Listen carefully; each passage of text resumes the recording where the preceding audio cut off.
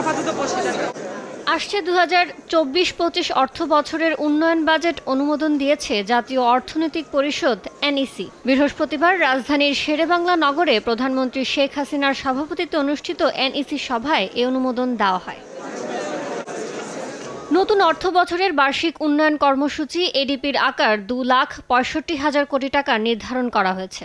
এর মধ্যে অভ্যন্তরীণ উৎস থেকে অর্থায়ন হবে 1,65,000 কোটি টাকা, আর 1 লাখ কোটি টাকা আসবে বৈদেশিক উৎস থেকে।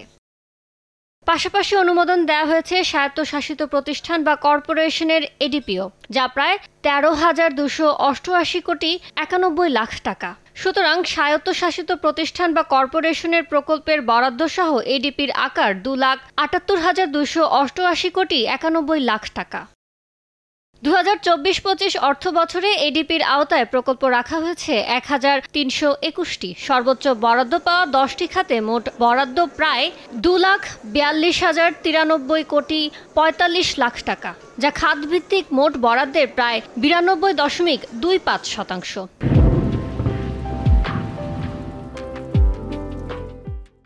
এডিপিতে সবচেয়ে বেশি 26.67% বরাদ্দ পেয়েছে পরিবহন ও যোগাযোগ খাত। এরপরে 15.38% পেয়েছে বিদ্যুৎ ও জ্বালানি খাত এবং 11.36% রয়েছে শিক্ষায়। এছাড়া গৃহায়ন ও কমিউনিটি সুবিধাবলী 9.38%, স্বাস্থ্য 7.8%, স্থানীয় সরকার ও পল্লী উন্নয়ন 6.79%, কৃষি 4.99%, পরিবেশ জলবায়ু পরিবর্তন ও পানি সম্পদ 4.18%, শিল্প ও অর্থনৈতিক সেবা 2.45% এবং বিজ্ঞান ও তথ্য প্রযুক্তি 1.25%।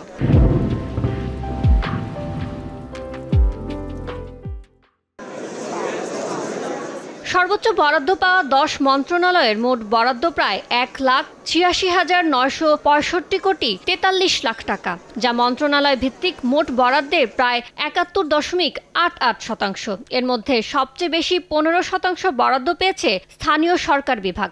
দ্বিতীয় সর্বোচ্চ 12.39% পেয়েছে সড়ক পরিবহন ও মহাসড়ক বিভাগ এবং 11.28% বিদ্যুৎ বিভাগ।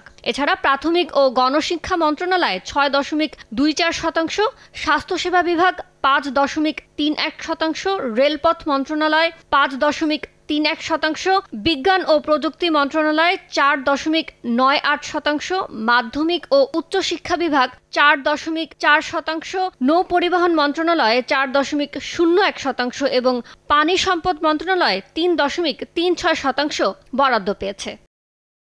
ইয়ানুর শিফাত, সময় সংবাদ, ঢাকা।